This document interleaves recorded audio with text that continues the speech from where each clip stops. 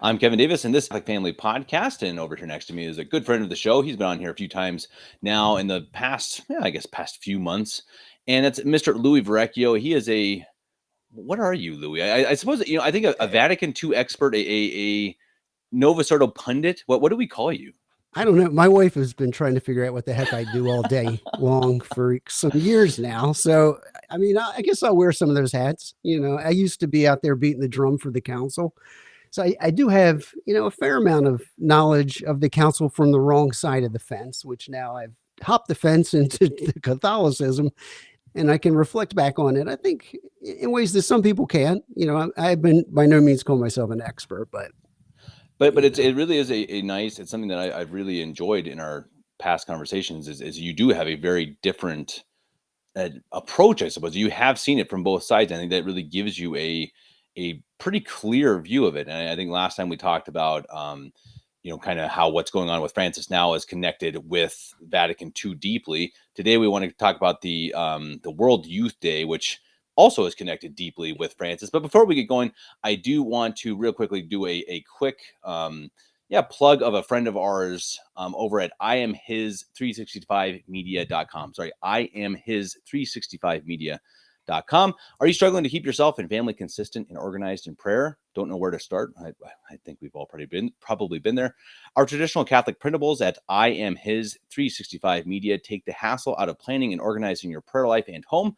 Just ask Sarah, who uses our monthly printable downloads to plan her family activities and devotions quickly and easily. Not only has it brought peace to her home, but a sense of increased togetherness in the faith. Get organized and focused in prayer with I Am His 365 Media printables today. Use the code podcast20 for 20% off. And this is something I just downloaded, and my wife has actually been really working hard into kind of getting us into a minimalist lifestyle. And that's something that we'll have a podcast some other day about it, but it's a really interesting topic. And I mean, I've really kind of grown to think that minimalism in the home is kind of traditionalism in the heart. That's kind of my tagline for it. It's a really interesting topic, and it's something that everyone can always be more organized. Me, especially. Anyone who's worked with me knows that very well. Louie, where do we begin with the World Youth Day? I mean, there's so much craziness. If anyone's been following, I'm sure you on social media, Mario Dirksen at Nova Sordo Watch has just had, it was article after article after article of just sheer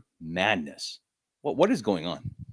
Well, it really shouldn't surprise anyone to see the conciliar church attempting to continue this revolution through the youth, right? I mean, this is something that has been happening on the cultural side of things for more than a century. When communism didn't, spread like wildfire, as it might have been hoped, you had the socialists and the Frankfurt School, which was established where you are in Germany.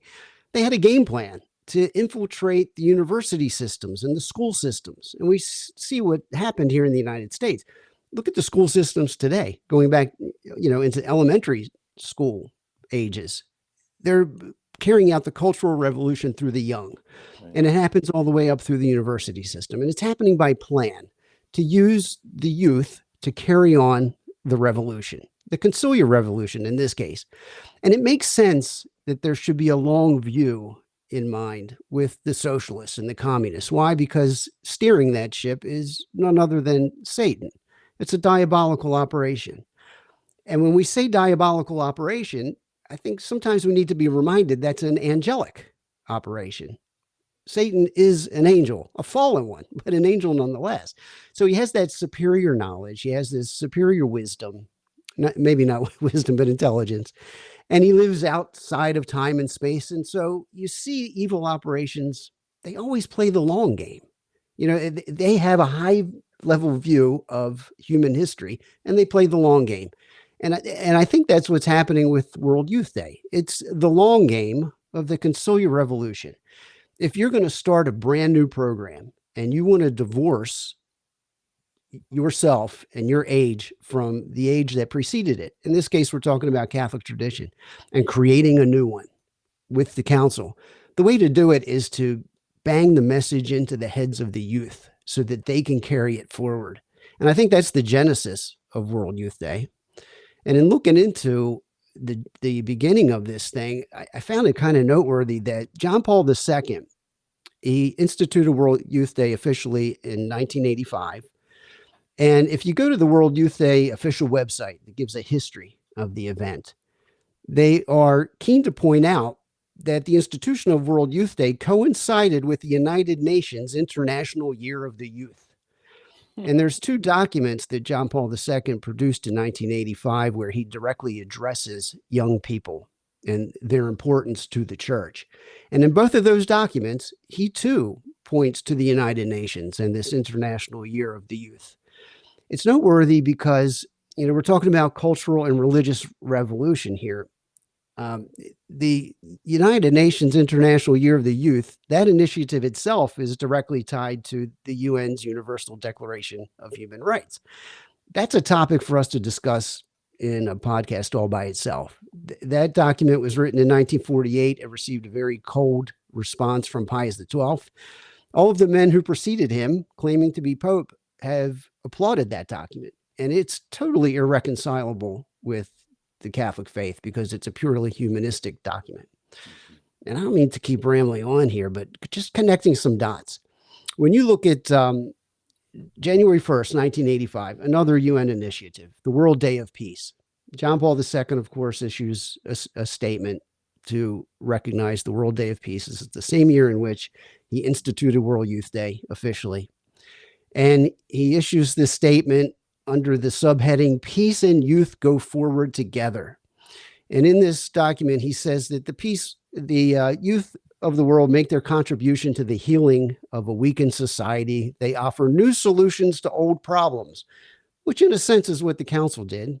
To the council and its mindset, Catholic tradition was an old problem. The idea that the Catholic faith should be considered the one true faith, and the one true faith that informs every leader of every nation on the planet, that's an old idea. The new idea, the new solution is religious liberty and humanism. Anyway, John Paul II goes on and he talks about the young people and he says, when I look at you, I feel great gratitude and I feel hope. The future, far into the next century, lies in your hands. The future of peace lies in your hearts. I'm going to stop there. Think about what he's saying. This is John Paul II writing to the youth of the world. He's saying the future of peace lies in your hearts, not the Immaculate Heart of Mary, not by consecrating Russia to her Immaculate Heart. This is coming from the man who supposedly had this deep Marian devotion. Totus tuus was his motto, right? He's totally yours, speaking to Our Lady. Well, he wasn't really totally hers, was he? Because he had a better idea of how peace would be attained in the world. And that would be through the hearts of the youth, not her Immaculate Heart. He goes on. To construct history as you can and must, you must free history from the false paths it is pursuing. To do this, you must be people with a deep trust in man, a deep trust in man, a deep trust in the grandeur of the human vocation, a vocation to be pursued with respect for truth and for the dignity and inviolable rights of the human person, end quote. So looking back at some of the founding texts that gave rise to World Youth Day, it's an exercise in humanism, and so who can be really surprised when you hear a cardinal designate, supposedly this bishop from Portugal, who made some big news a few weeks ago when he said, we're not looking to convert anyone to Christ or to the Catholic Church at World Youth Day. It's a humanistic thing. He said, we want those who think and feel differently to feel like we're brothers and that we can build the future together. And he specifically named in that quote is Hindus, Muslims, Jews, and so on. So anyway, this entire operation is all part of the conciliar revolution, and it only makes sense that they're going to incorporate youth into it because that's how you start or continue a revolution. Start with these blank minds, form them according to your vision, and let them carry it forward into the future. So even if John Paul II didn't think through it this way, Satan is ultimately the author of this entire thing. So it surprises me not one bit that the youth are playing a central role in the conciliar revolution ongoing. Well, and to me, it really struck me that you saw a lot of the gatekeepers, the Nova Soto gatekeepers online really promoting it, kind of like rubbing into people's faces. I forget how many people, there are 500,000 kids. I don't remember the number, but there were a lot of people and saying, see, here is again, as you say, the future of the Catholic Church. Look at where we're going, and then you see what they were actually doing. And as you said, they were having like not just interreligious dialogue. There was an article that Mario posted. I think it was they were being almost pushed to visit mosques and temples in order to something like, what was the quote, something like strengthen their own faith or something like that. It's absolutely bizarre. And to me, my actual first thought when I really heard about this thing was, you're having tens of thousands of young adults of different sexes coming together. I mean, are you telling me this is a good idea? I mean, it's just like, I mean, it sounds to me that like this is not something that is going to go in a moral Catholic way, most likely, unless it's really rigorously watched. And it's just like, okay, maybe we'll give them the benefit of the doubt. They're really going to be, really trying hard. And then you watch some of the videos, Louis, and they have DJs, and I mean, it's absolutely, it's like a rave. They had a rapping priest. I mean, this thing, it's bonkers. And I think it's one of those things again that's like, look at the Catholic Church and look at how strong the youth are.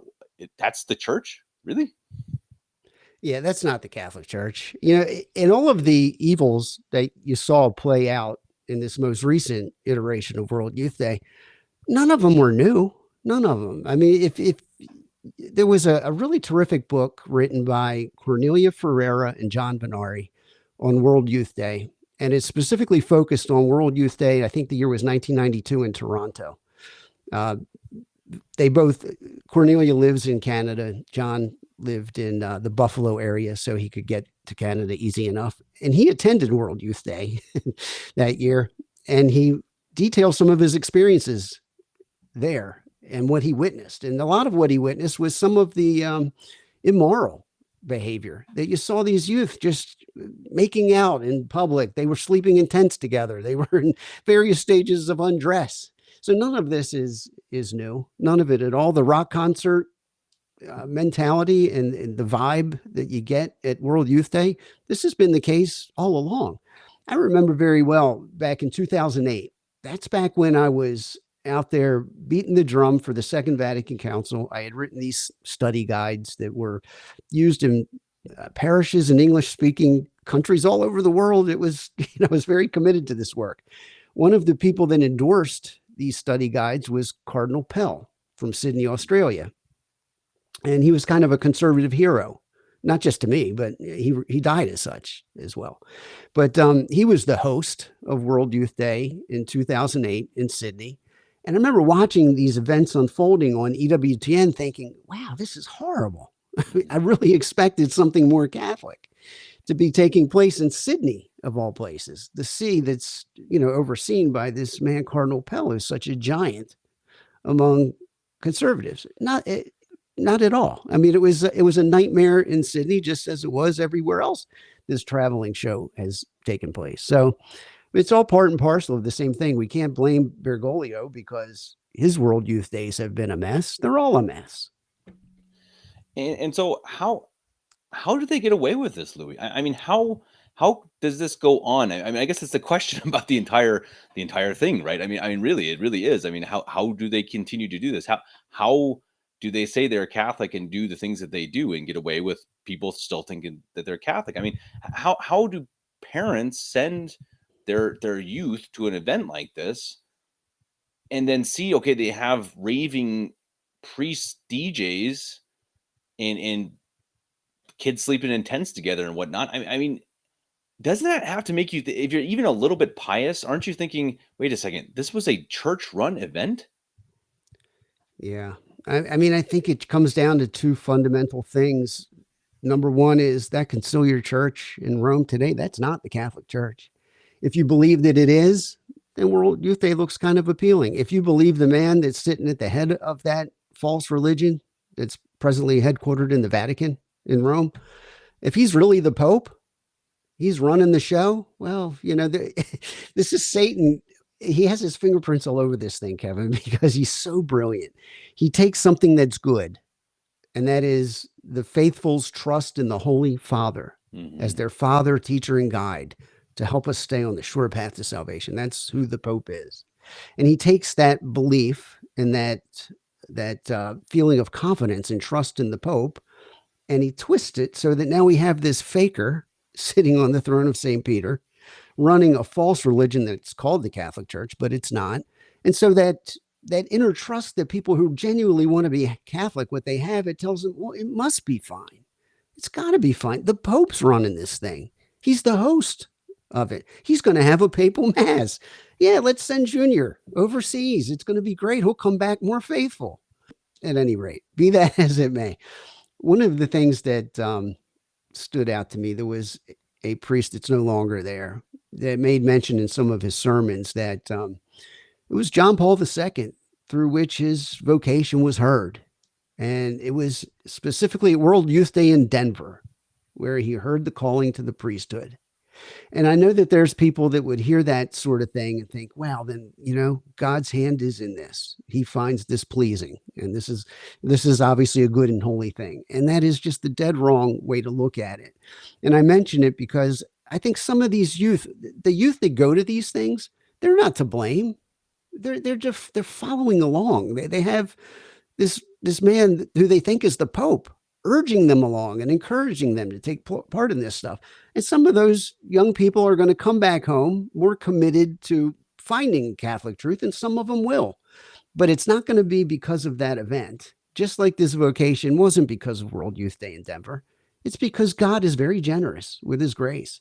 And he often dispenses that grace in very unfortunate circumstances.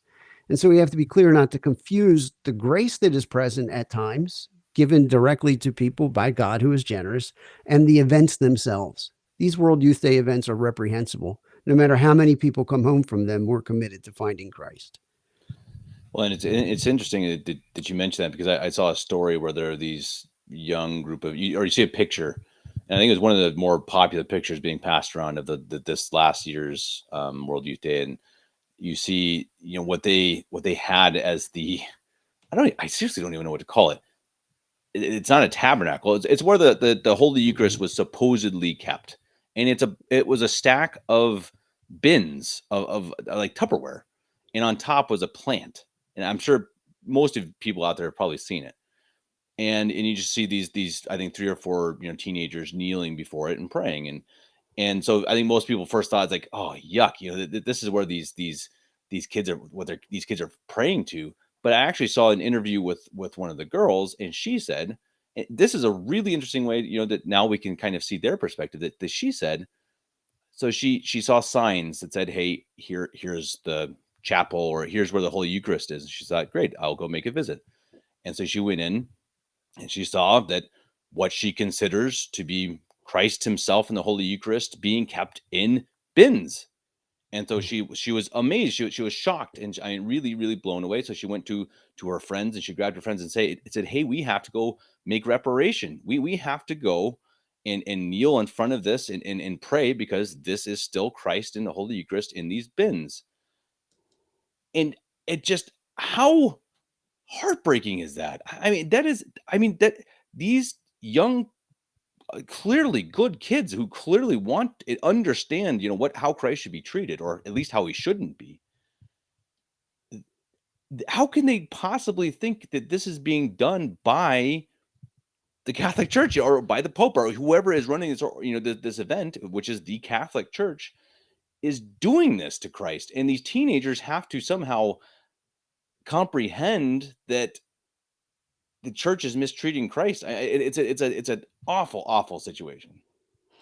It certainly is. And, one of the things that you might take away from this, and hopefully some of these young people who obviously have good hearts and they want to honor and worship Christ in the Blessed Sacrament, maybe at some point they'll ask the question that is just demanded to be asked by that sort of treatment of what is supposed to be the Blessed Sacrament. And that is that really Christ? Did they really believe that that's Jesus Christ in those boxes? I mean, you would almost hope for their sake that they don't. That the persons who planned to put consecrated hosts in those grace storage boxes on a table, that they don't really believe it's Christ. Because if they do, and they're still treating the Blessed Sacrament that way, then, there's very little hope for those people,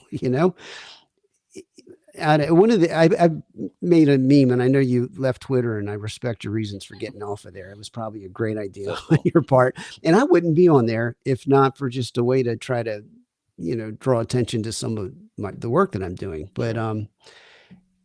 if you found out that that wasn't truly the Blessed Sacrament in those boxes, would you be surprised?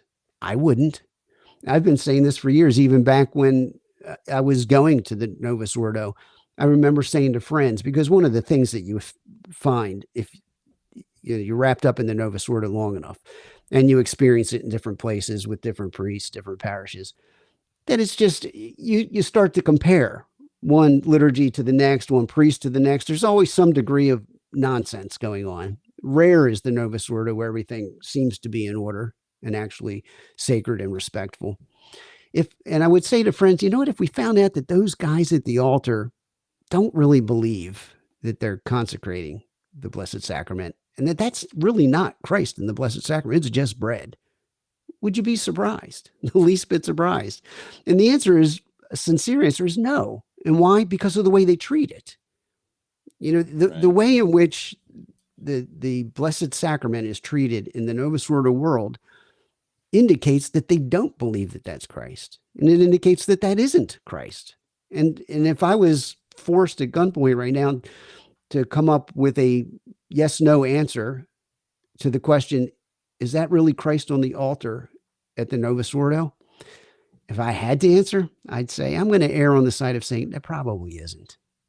And I would say that based on the way they treat the Blessed Sacrament in so many places in the Novus Ordo world. Well, and it's interesting too, because I mean, again, if you expand that and you expand how they treat the Catholic Church, I really, they kind of roll their eyes like, yeah, it's okay.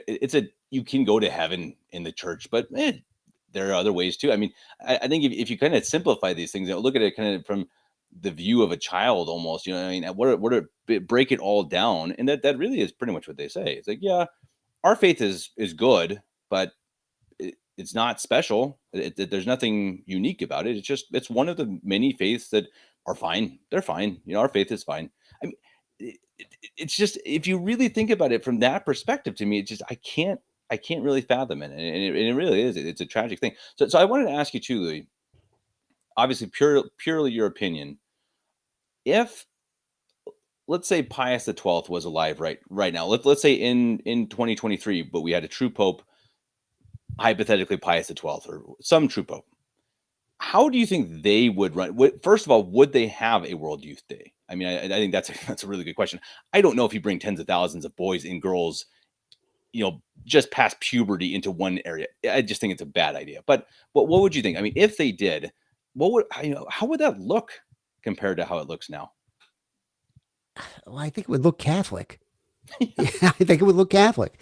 The World Youth Day now, it doesn't even remotely resemble Catholic. So, I mean, would he do that? Well, certainly not in the same manner where you have, this huge gathering of young people shacking up and laying around to get that wouldn't be happening, certainly. And if it was unavoidable, they simply wouldn't have the event. I mean, large public celebrations of the liturgy had happened before the council. You didn't have Jesus Christ in the Blessed Sacrament handed out Right. from solo cups or Right. whatever the heck they used this go round. Solo cups. That was, I think that the last one in Brazil, they had solo cups. At least they weren't red, which is synonymous with fraternity parties and drinking too much. They were at Right. least clear. That was a sign of respect, I suppose. But yeah, you wouldn't have that. Certainly, you wouldn't have rock and roll masses, right? Now, I don't really believe for a minute that you'd have anything that closely resembles what we've been witnessing. Not even close.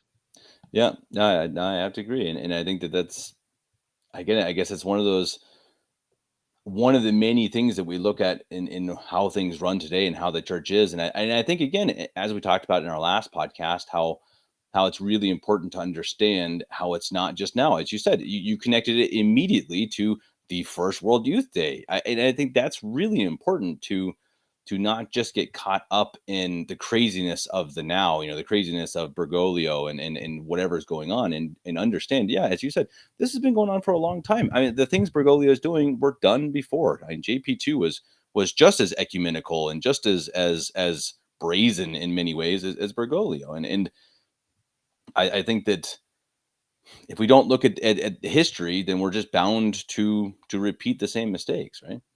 Absolutely. I mean, you talk about Bergoglio. He's not inventing anything new, as we've talked about.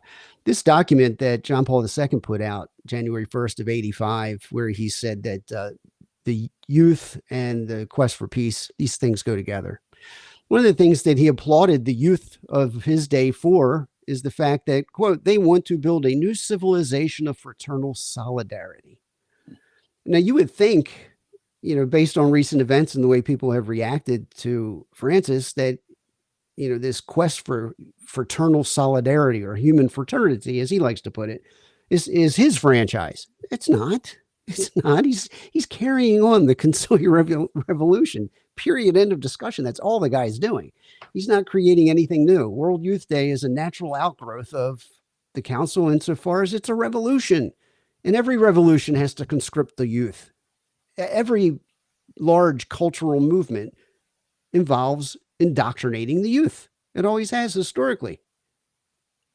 Yep. No, absolutely. And I think something I talk about often on the channel is I really highly recommend for youth to get involved with pilgrimages. That's really one of my favorite ways to to get together. And I mean, and you can still have a fun time, I suppose, but it really is, blood, sweat, and tears to walk into a shrine of Our Lady or of our Lord, or even just back to your parish church. I mean, if you start 30 or 20 miles away, walk to your church. I'm telling you, you're going to be amazed at the graces that come from it. And it's a good way to bond with people, connect with people, meet new friends. It's really great. You spend maybe half the time praying and singing, and then you have time where you can also just chat with people and get to know them and talk about the most. How can you have anything go wrong? You can't have too much immorality while you're walking carrying a statue of Our Lady towards a shrine. I mean, there's just not that much that can go wrong with it. You don't have tens of thousands of people together. You're walking together with priests, etc. We're doing one here in almost 2 weeks now, near Munich. Maybe next year, Louie, you can come and join us. Maybe probably a little too late to come this year, but start planning again for next year. But it's really amazing. These are the types of things that I think that if we say, hey, kids, you can't go to World Youth Day, then let's give them something else. And that's something that we always try to say, don't just take something. You also have to give them something in return.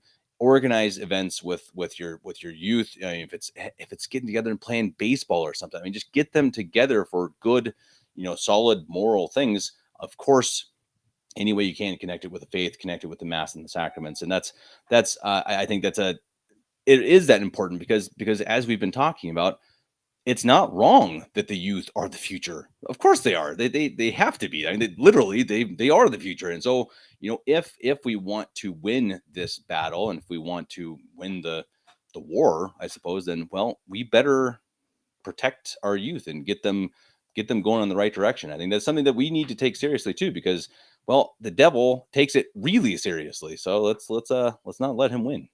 No doubt. I'm glad you mentioned pilgrimage because if you look back at some of the early language attached to the World Youth Day phenomenon, they call it a pilgrimage. It's not a pilgrimage in any way, shape, or form in a Catholic sense, but they market World Youth Day as a pilgrimage for the youth. But this is typical of the modernist and the enemies of the church. As Pius X pointed out in Pascendi, that the modernists, they manipulate language so that the words come to take on new meanings. They don't change the words so much, they just change their meaning. And they've done this with respect to, trying to paint World Youth Day as a pilgrimage for the youth. It's anything but. It's a several day long party is essentially what it is. It definitely sounds like it. Louie, I really appreciate it. Do you have any last words before we go? I don't, but you know what? Just to cue up our next conversation, maybe we'll talk about that Universal Declaration of Human Rights that came out of the UN and which has found favor with these anti-popes that have taken over since the council.